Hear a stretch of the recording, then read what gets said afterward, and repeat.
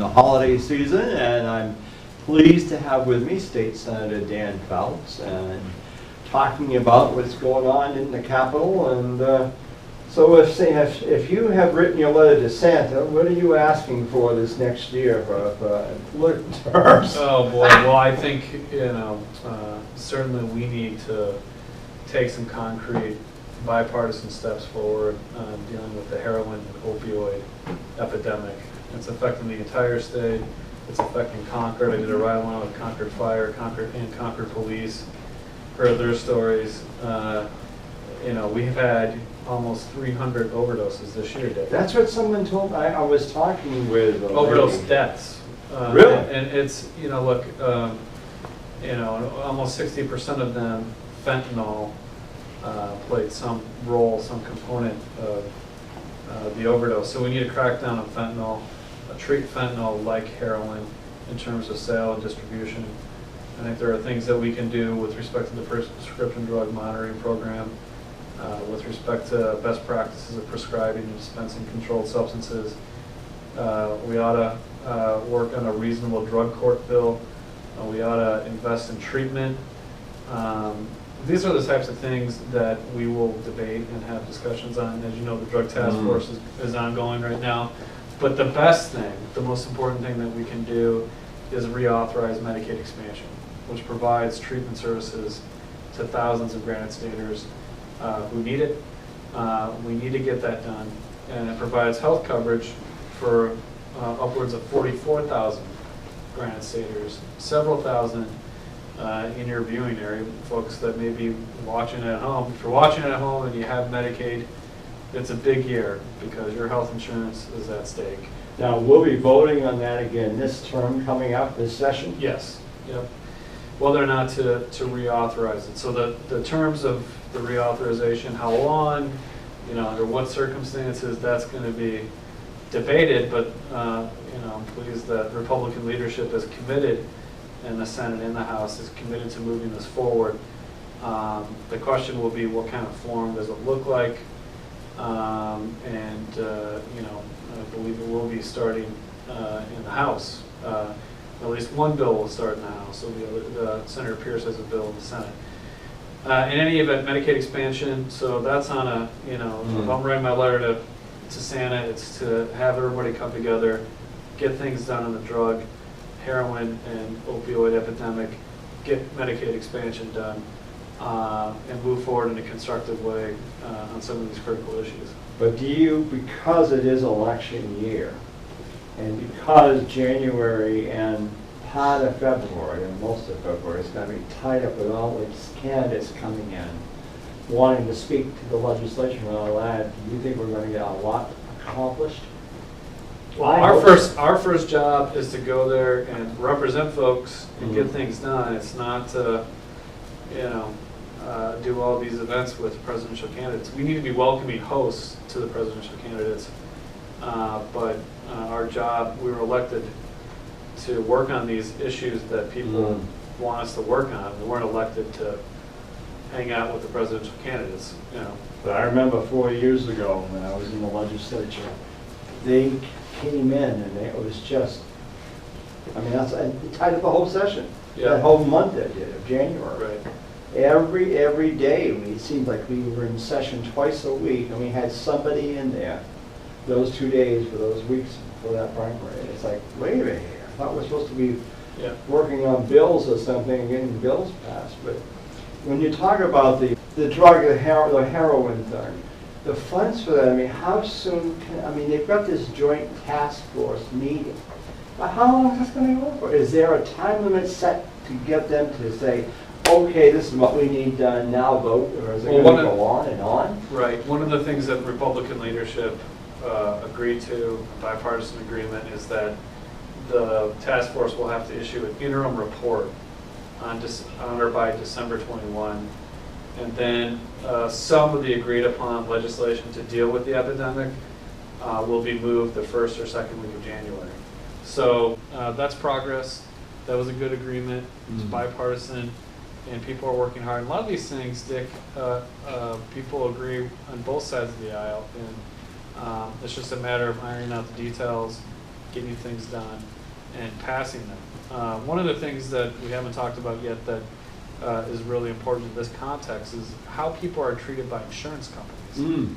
Our insurance companies, in some cases, we've heard stories denying coverage for treatment in emergency situations, denying coverage in other situations, and are they fully complying with the parity requirements of federal law, which is that if you have mental health or substance abuse, you should be treated the same as if you have a physical ailment in terms of insurance coverage, denials, terms and conditions. And that is a very important issue that we need to take a look at. I'm filing a bill on that. And it's important to make sure that the full promise of parity in how we treat folks with mental health illnesses and folks with substance abuse and misuse treatment disorders, that they're being treated correctly. So we're going to work on that. That's one thing. There are a whole host of issues that I'm sure that the legislature will face, but none more important than Medicaid expansion and related dealing with the drug and heroin crisis. So if you're listening at home and you know someone who has Medicaid or you have Medicaid, write a letter to the editor about the importance of that. Show up at a hearing on Medicaid. It's so important that you do that, and it's so important that you have your voice heard. On this heroin and opioid epidemic, same thing. Have your voice heard.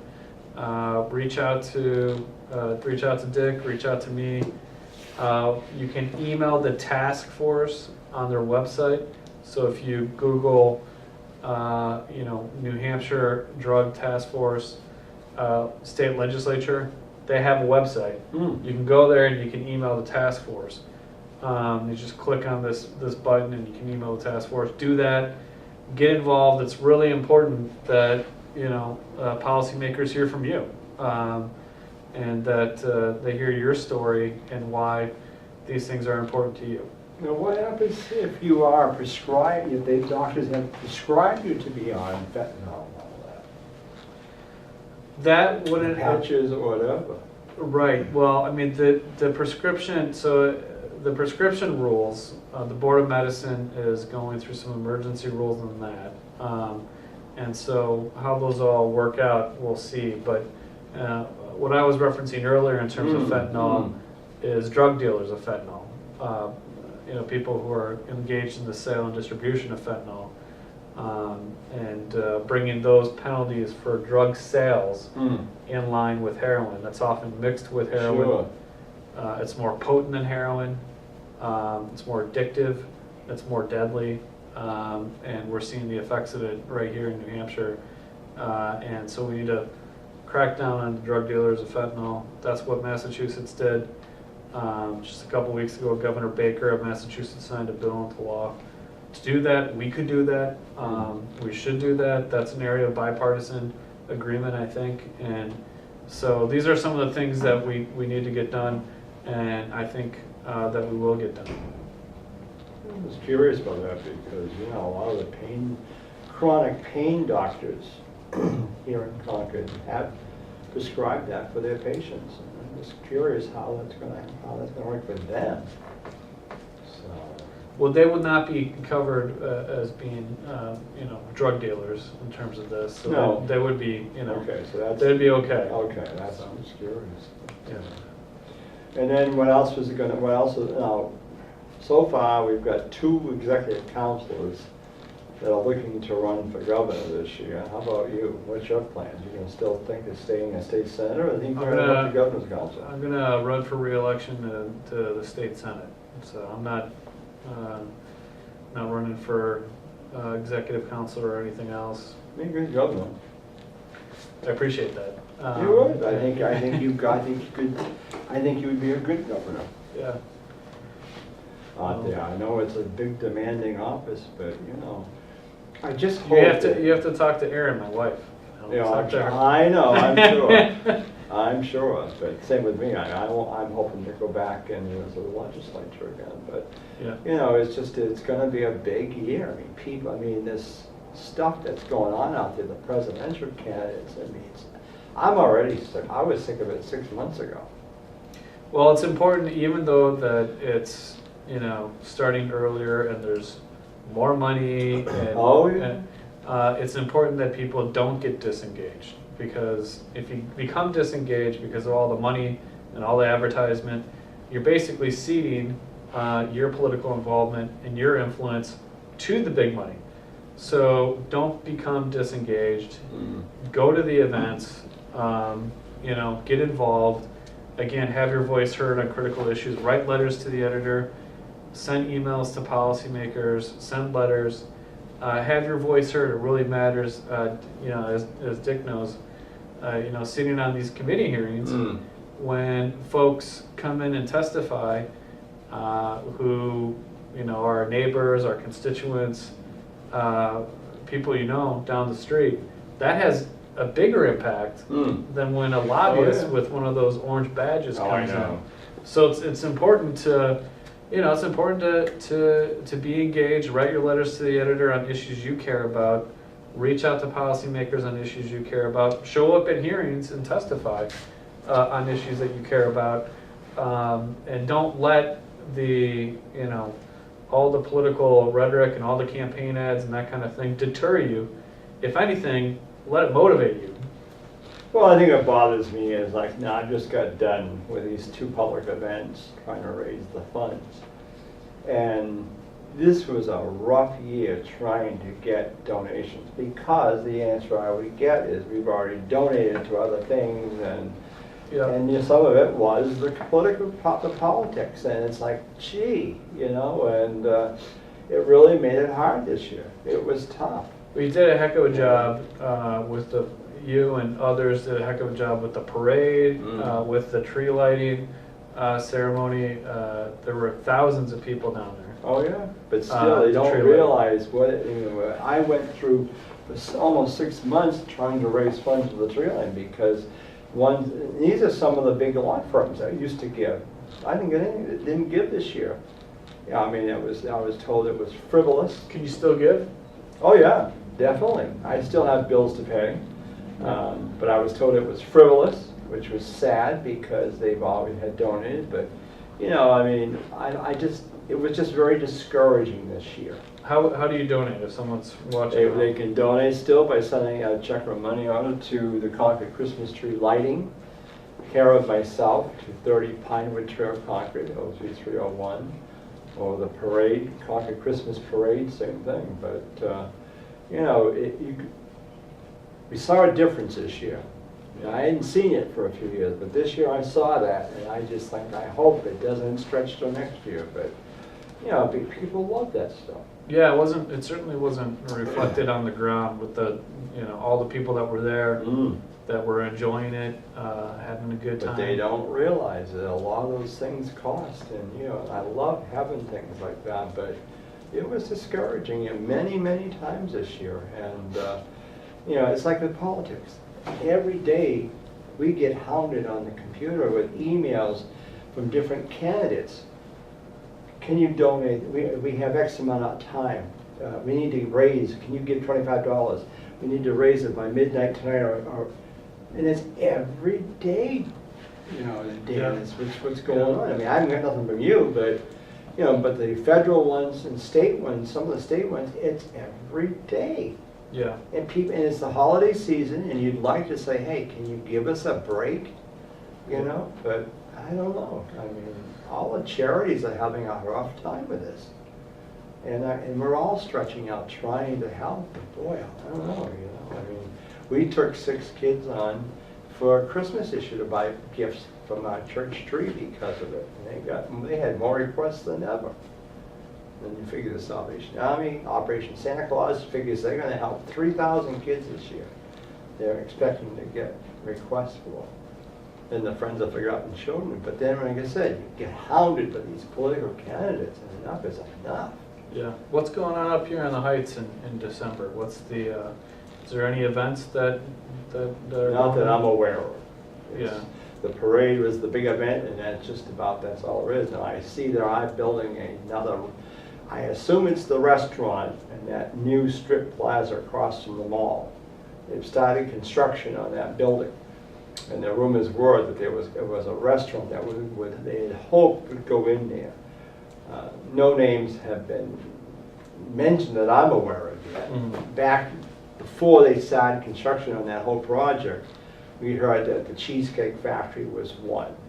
We heard that... The Cheesecake Factory? Yeah. The chain? Yeah. Okay. But I don't think that building's too small. Well, I like for that. cheesecake. Oh, I do too. And I like the Cheesecake Factory. Then we heard maybe Red Robin would come in. We heard that maybe International House of Pancakes was another one coming in.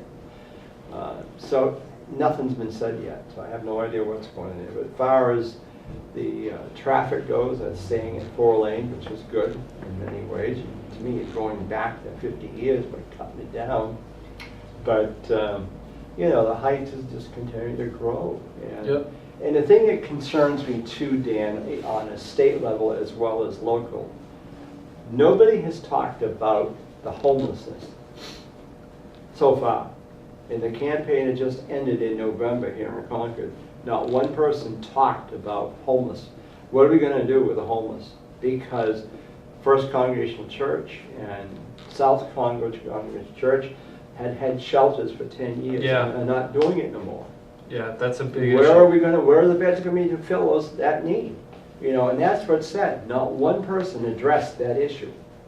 You know, I'm concerned about it because I have seen some tents already up down by the river, down near the cornfields where we shot the fireworks off. They're down there. And I thought, gee, I'm surprised that they haven't been driven out yet, but where are people going to go? Yeah. You know? Yeah, it's a big issue, and on the state level, in terms of the budget, the homelessness funding in the budget was decimated by the House.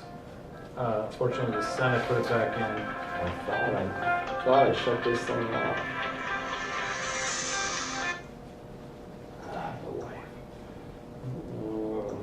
Could you just hit the volume button all the way down? Yes, I just zapped it. But I gotta run pretty quick, but okay, yeah. how much time we have left? Do you think? You got about 12 minutes. 12 minutes. Okay.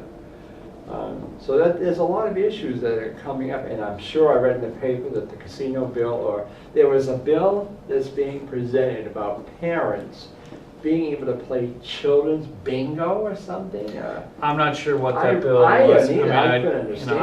I haven't quite frankly reviewed everything that's been filed. Yeah. I've been working with stakeholders to get legislation filed and to co-sponsor legislation, deal with things like the insurance issue. Got a bill in terms of workplace flexibility, the right to request a flexible work arrangement, because if you have child care or caregiving responsibility for a parent or a senior, you know, you ought to have the right to request some flexibility to accommodate that if the employer can do it. That bill, you know, co-sponsoring the bill to work on helping develop a child care property tax credit to help with child care expenses. You know, child care expenses are now exceeding housing costs. Wow. And that's saying something in New Hampshire Yeah. with our housing costs. We have a deficit of affordable housing. We're paying Boston market rents up here in New Hampshire. I mean, if you're talking about attracting and keeping young people in the state, Dick, which is demographically and economically needed, well, where do young people start out? They don't start out buying a home. They start out renting. And so we need to get a handle on that, and child care. We need to move forward with workplace flexibility. That helps younger folks as well, and helps working families, and have to have some modern policies that reflect what's going on out there in the labor market so that we can help working families. I've got one bill filed, and I've co-sponsored several others this coming term. The one that I've got filed is to help with the disability and handicap, more so with the legislators and the senators are the people in politics, because it's ridiculous that in the House especially, yours isn't too bad, but in the House, certain seats are designated as Democrat or Republican. And for some of us that have disabilities, we're stuck in seats that are, it's ridiculous. You can't, and it's very difficult to get up and down or whatever. And finally, I just submitted a bill because I said they need to be aware of this, because there's some seats that would be beneficial for those who have a handicap. Yeah. And I got told, oh, it's a Republican seat, I'm not giving it up. And excuse me, do you have a handicap? I mean, but that's the procedure. But so I put that in, and same way that I did last year with the scooter bill. So what happened with the study committee, the Well, scooter bill? Because we got it out of the Senate. Yep, and we met. We had a very good meeting with Senator Birdsall from your committee came in, and we recommended some things for his motor vehicle laws, and they'll now come back to the House to be voted on in January, as far as I know. And again, it's to come up with the guidelines that they follow the rules of for the bicycles on the right, having reflective clothing, or if they're going to be out there at night, Yep. or early evening or something, lights on the front, some kind of a reflector light on the back, and also on the front a light too, so people can see where they are, because it's dangerous. There aren't many people that are out there after dark, especially in this time of the year when it gets dark early. But you have got a few in Concord that are out, and you can't see them without this stuff. So we've come up with that, and it was a good discussion, because a lot of them are not aware of the problems that we're having. I mean, I use one myself occasionally, not very often, but my sister is in one. And it's dangerous out there. Yeah. Can they use the sidewalks? Are they supposed to be in the road? And as you all know, with winter coming, and these sidewalks aren't plowed, or the roads are not completely wide enough, they've got to compete. If they need to go to the scooter chair is their way of transportation. Right.